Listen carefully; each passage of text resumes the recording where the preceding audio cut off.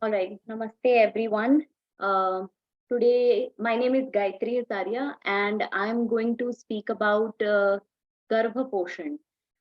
Before I begin, I want to thank Nutan ma'am for this opportunity and all the knowledge she has shared with all of us here. And thank you, all of you, for being here. So let's begin. Garbhaposhan. So what exactly is Garbhaposhan? So Garbhaposhan basically refers to the term, um, it refers to the nourishment of the fetus, which is inside the womb of a mother. So it also refers to all her emotional diet and also the mental diet. Um, Sorry, the physical diet, the food, and her mental diet. So what does Garbhaposhan really depends on? So it depends on the intrauterine environment, the environment inside the uterus of the mother, and also the mother's diet, discipline, and lifestyle. So there are three objectives of Garbhaposhan. These are the nourishment of the pregnant woman, nourishment of the milk producing glands, because the she has to nurture the baby for next few years. So it's important that her milk producing glands are nourished, and also the growth of the fetus in the womb. So now the very basic rule when it comes to the portion or the diet is that moderation, finding the balance. So if you eat too less, you are missing out on all the nutrition, you're taking less of it. And if you eat too much of it, then again you are giving rise to the toxins in your body. So the wisdom lies in moderation, in balance. So now, while I was just doing a research on this presentation, I also came across a very nice quote that is, um, everything in moderation, including moderation. So it shouldn't be very, very less, and it shouldn't be very, very too much. So the wisdom is in moderation, finding the balance. What is an intrauterine environment? So basically, the baby grows inside the mother's womb, inside the uterus. That is why it is called it is an intrauterine activity happening inside the uterus of the mother. So what are the important factors influencing the fetal nourishment? So number one, the essence of the food, the rasa. Okay. uh, it totally depends upon what the mother is having. If she is having a whole plant based and sattvic food, then the rasa will be of that quality, and the junk food or caffeine will affect the essence of the food that is going to the baby. Also, how much rest she is doing. Some women have a tendency of getting very lazy and just lying down all day long, so which is also not good. So again, moderation in the rest as well, and the behavior of the mother. If she is too aggressive, very anxious, worried, nervous, or she is all the time in a very peaceful state of mind. So all of these are the factors influencing the fetal nourishment. Also, healthy amniotic fluid, ambu. So the fluid is something that it serves the baby for the 9 months inside the womb of the mother. So the level of the quality of amniotic fluid, and then the medium of nourishment. So there are various tubes inside the mother's body that are taking the nutrition from the mother's body to the development, to the fetus, to the baby.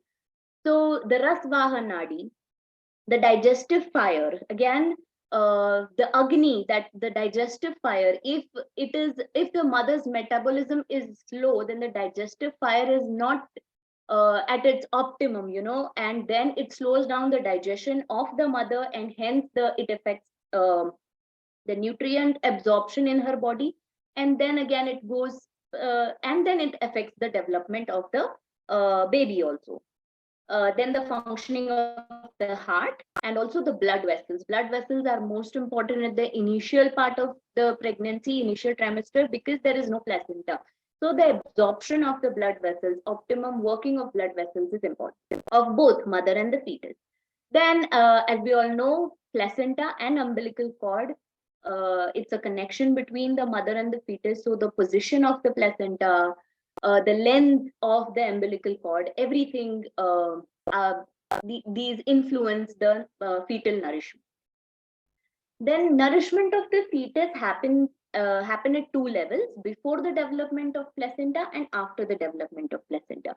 So this was a very big question that got answered while doing this course. Ke placenta hone ke baad, to yes, you can understand the placenta takes the food from the mother's body, the rasa essence of from the mother's body, and take it to the baby. But how does the baby survive till the 12 weeks, till the placenta is formed? So let's look. So before the development of the placenta, the nourishment of the fetus happens in two ways, that is upasneha and upasveda. So rasa, the essence of the food, reaches inside the fetus through tiny blood vessels inside the uterine wall, and upasveda is the essence of food. It gets absorbed in the blood of the mother, and then it gets absorbed in the layers of the uterus, and that's how it reaches to the fetus for the nourishment and the development. So that is why I have a picture of a tree here. Just like the tree's roots go deep into the earth and sucks all the nourishment from the mother earth, the same way the fetal also gets the nourishment from the mother's body before the development of placenta.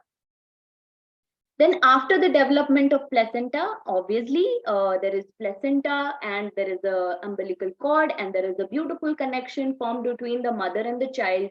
And placenta has its unique way of working, taking in all the nutrients from the mother's body and providing it to the child. So now the most talked topic recently, that is what is myth ahar.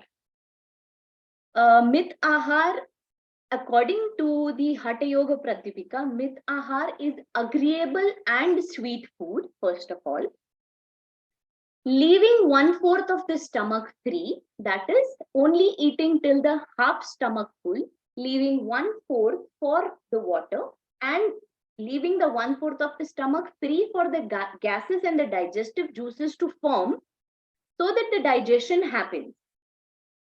So when you eat with your stomach full, your digestive fire reduces, and then it impacts your digestion process. And then the food should be in such a way that it should be fresh, it should be pleasant and enjoyable, such that you are able to offer it to Lord Shiva. So now the number one point, the food should be agreeable and the sweet food. Agreeable, if you go and Google the meaning of agreeable, it says enjoyable and pleasant food. So pizza, pasta, burger is also enjoyable for us, right? So what exactly, then it becomes very confusing. Nowadays, enjoyable and pleasant is everything that is unhealthy and junk. So then how to decide what to eat and what not to eat? What is myth ahar? What comes into myth ahar and what does? So then how to decide what to eat and what not to eat? So there are a few tests that you can make. Natural versus unnatural.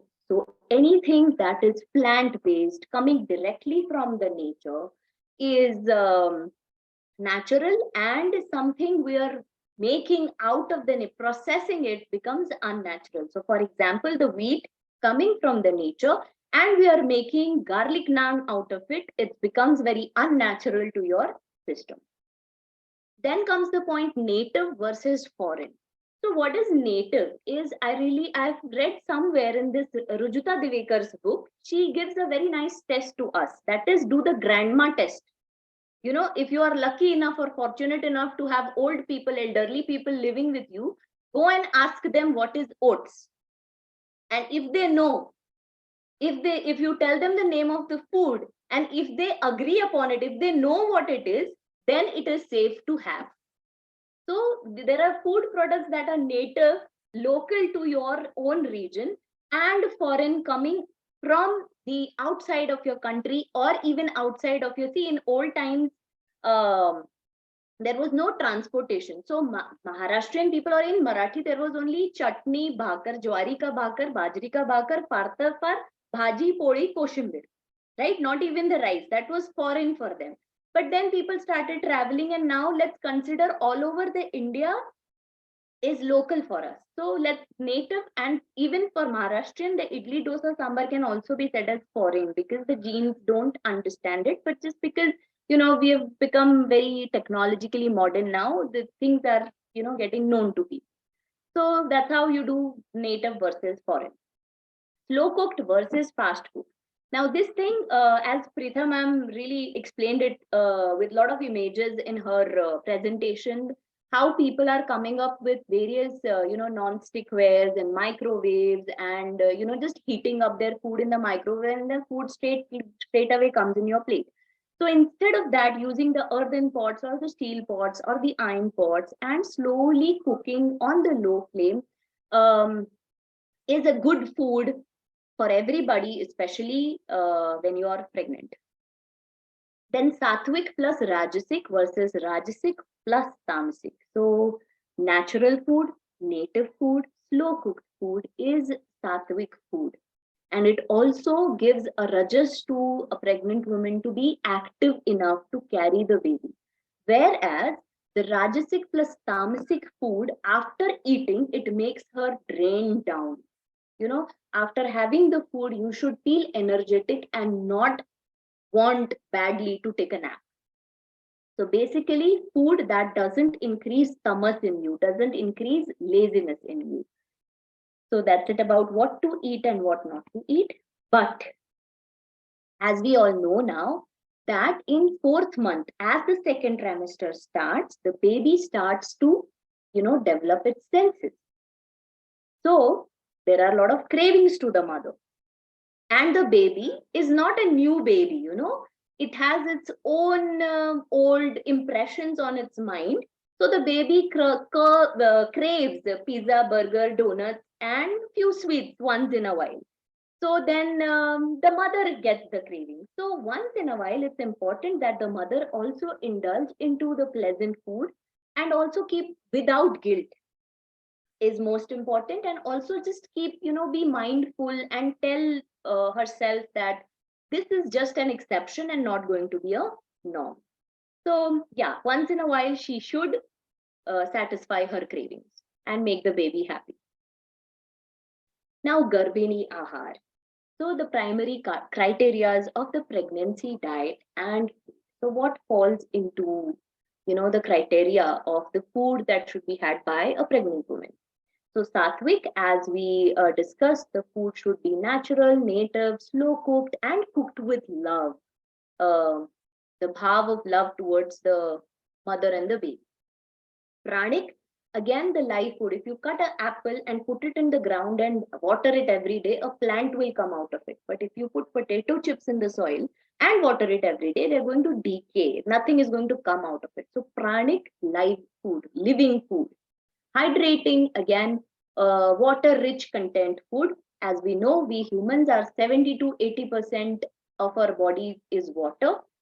So the food should be adding to the level of the waters in our body and not drying it up. So more maida, junk food, processed food, just increases the heat properties of our body and dehydrates our body. So that is important. Of course, the food should be nutritious and it should be easy to digest because the mother is already having too much pressure on her digestive system. And the whole body is working on, nourishing the baby and working on the development of the baby. So giving it the food that it cannot digest easily is an additional work for the system. So avoid heavy foods. Again, the food should be purified by fire.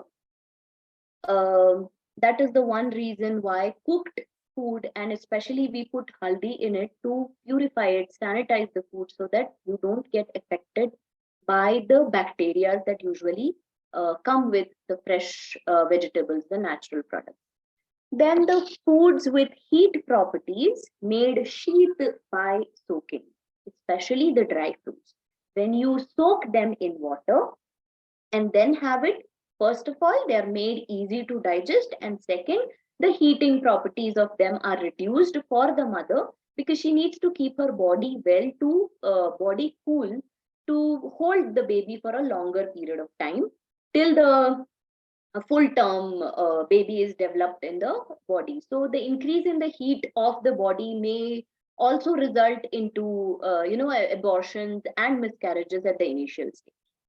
Then the gut bacteria friendly food should be had by the mother, because the good bacteria are also needed in the stomach for the digestion of the food.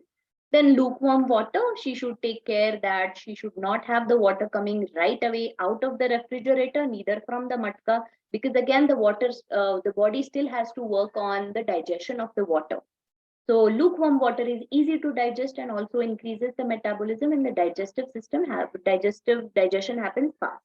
Timely moderate meals, since there are a lot of working mothers now, they prefer having one meal in the morning and at the night, but if you have only one full meal, it becomes very difficult again for the body to work in two ways: digestion of the food and also development and the growth of the baby. So timely moderate meals just make it easier for her body to do the work, like digest the food, complete the task, and then move on to the next task. Okay, moving on to some key food highlights. Figs, as Nutan ma'am highlighted in one of her courses, one of her lectures, that figs are very good for the stretch marks, which was a new lesson for me. So I would definitely recommend it to my students now.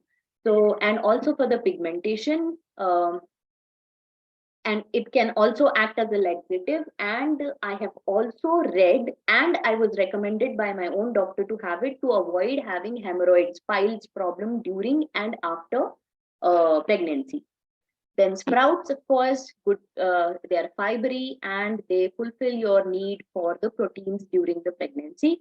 Fresh fruits, of course, because they're full of nutrients, full of nourishment, and also a lot of fiber, which is easy on the digestion system of the mother. Dates, of course, because a lot of iron comes from dates. Raisins again, very easy on your digestive system, cools down the heat properties of your body, and if you drink the raisin water, can also help you get rid of again the hemorrhoid problems, and also indigestion and constipation issues. Haldi ka doodh, as we all know, it has got the richness and goodness, and keeps wards of helps you keep the bacteria and sardi khasi pregnancy ke time pe, and even after the pregnancy it helps you to keep it away. Moving on to healthy switches: replace, don't remove. So this is something that I have come across very recently. A lot of people, especially pregnant women, all their lives they will enjoy the food and eat आराम से, go out and everything, and अचानक से pregnant होने के बाद they realize अब मैं ये नहीं खा सकती, वो नहीं खा सकती, and there is a lot of pressure on their subconscious कि अब, and then that pressure is even given to the baby also. Refined sugar बंद कर दिया, रिफाइंड ऑयल बंद कर दिया, मैदा बंद कर दिया, अब खाए तो खाए क्या, क्रेविंग्स तो है. So then this is the key secret, like don't remove things from your diet but replace them, find alternatives to them. So that way it really helps you to be mindful and calm and still happy while you're pregnant. So the refined sugar, there are many options to replace it. Dates hai, palm jaggery hai, there are a lot of options that you can find. Then refined oil can be replaced with the cold press oil, and if again cold press oil, people find it very difficult to buy them because they're expensive, cold press oil. So then there is another option that I have been personally doing, is adding coconut to my sabzi. So coconut is oil rich. You will not even realize that there is no oil in the sabzi. And again, it's fibery, it has proteins and all the other nutrients. So it suffices if you replace oil with a coconut. Then the yoga practices for Garbhaposhan. So yamas and niyamas, obviously, हमेशा जब pregnant हो जाते हो देखना, जो तुम करोगी वो तुम्हारा बेबी करेगा, is always what comes to अगर गुस्सा करोगी तो गुस्सा वाला बेबी होगा, अगर बहुत ज्यादा बात करोगी तो बहुत बात करने वाला, एकदम चुप भी मत रहना, नहीं तो एकदम चुप चुप बेबी होगा. सो I think pratyahar comes in practice here. There are a lot of information thrown at you when you are pregnant. So that's the time when you practice, the withdrawal of senses and decide how much you want to be influenced by all the information, free ka advice thrown at you, right? Then yamas and niyamas, of course, the self-restraints and observances. There should be non-violence practice towards yourself and towards others. Always speak the truth so that आपका बच्चा भी झूठे नहीं बोले. Also, don't steal anything, don't steal anybody's time or things. Practice, the control of your senses, and also do not hoard things while you're pregnant. Practice contentment, tapa, Ishwar Pranidhan, most importantly, which really helps you to maintain that, peace and calm while you're pregnant. Asanas and pranayams we'll discuss ahead. So let's move on to asana. So few important pregnancy asanas. So Setu Bandhasan, a lot of women come with a backache issue. So that's the best for backache issues and also strengthening the muscles of the thighs and the legs. By the way, this lady is looking towards the screen while doing it, which is not I just realized that it's not a right thing to do anyway. So then the warrior pose, again to strengthen the muscles of the pelvic floor, also increases the focus and concentration. Vajrasan, the most recommended asan during pregnancy, because then it not only strengthens the pelvic floor muscles, but also is very good to regulate the blood circulation in the lower extremities, which in turn makes digestion easier. Then comes Viparit Karni. A lot of women come with the swollen feet problems. So this is a great thing to do, 5 to 7 minutes every day. Malasana again helps you feel very grounded and really prepares you for the end of the delivery time. Bhadrasan, very good for the inner thigh stretches and the pelvic floor muscles, and also very good to regulate blood. The wide leg squats, very good to feel grounded, increase the strength of the lower body muscles. Wide leg Konasana. Wide leg Konasana is really something that lifts up your mood. I have experienced it myself. So if you feel very low, either if you're pregnant or not pregnant, just just do a little bit of side stretches, and it gives a nice squeeze to your kidneys and lifts up your mood immediately. Then comes Talasana, again very good for the neuromuscular coordination. So if you're doing activities like Talasana or the asanas like Talasana, it really works on the brain development of the baby. And then comes Vrishasana to again a neuromuscular, but also increases your concentration and focus. Then comes pranayam. Pranayams like Brahmari, Ujjayi, Anulom Vilom, and equal breathing. Basically, all of them helps you feel grounded, fresh, know your breath, increase your concentration and focus. But Brahmari, I would say, is my favorite because it calms down your nervous system. It's very close to also Om chanting. So it really most of the women experience irritability, frustration, chid during the pregnancy because the hormones are going up and down. So it really helps women to keep their anger and frustration in check while they're pregnant and practicing Brahmari. Again, Shitali and Shitkari to keep your body cool. Ujjayi, perfect, very, very good for the thyroid glands and their optimum working.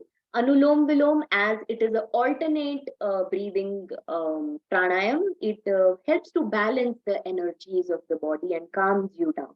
And equal breathing enhances the capacity. It actually, while you're pregnant, you're already having a lot of pressure on your lungs because the baby is growing. So equal breathing really helps you to create that space and open up your lungs and take in more and more oxygen in your body. So pranayam practice highly recommended, one of the poshan for pregnancy. Then this was all the physical aspect, and Now, let's talk some mental aspects. So, the pregnant woman's mental health is as important as the physical health, and she needs the same kind of a support, attention, and mindfulness from the family and the partner. And she should even be herself be mindful about her mental health. So, what should she really do? Eat early dinners. Now, what happens when you eat early? Obviously, when your empty stomach before going to the bed, there is less pressure on your stomach. Your body is free from the digestion process, and now the body can process on healing and development of the baby. Go to bed early, like you say. I have just recently learned this from the other course that I'm doing, is that 10 to 12, 10 p.m. to 2 a.m. is the most important time where the prana shakti of your body is working on the healing. So the healing of the body happens, and also the development and the nourishment of the child is at optimum, happens at the optimum level. Establish a morning routine, which is also very important. Get enough sunlight, so maybe she can just wake up early in the morning and go for the walk in the garden or something.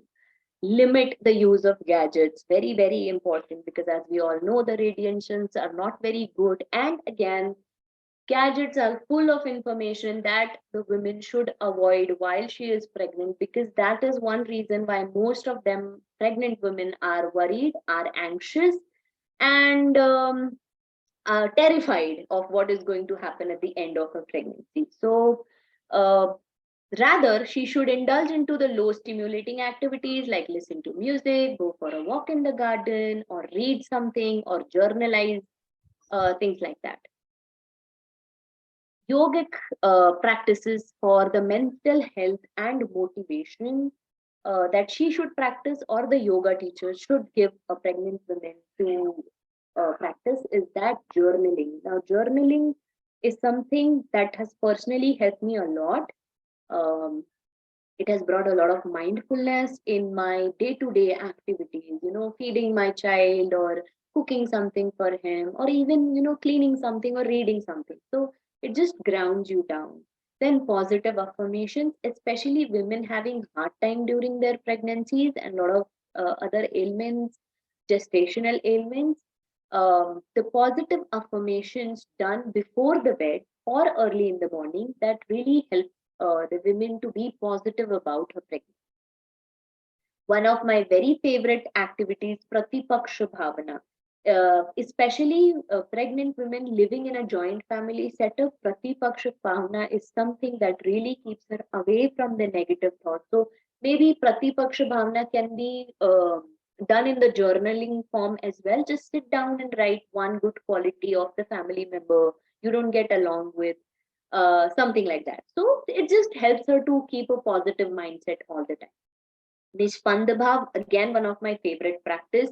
Just sit down, relax, and focus on the sounds around you. Just select one sound out of the various sounds and focus on it. It's really very refreshing. It really grounds you down and increases the peace of mind.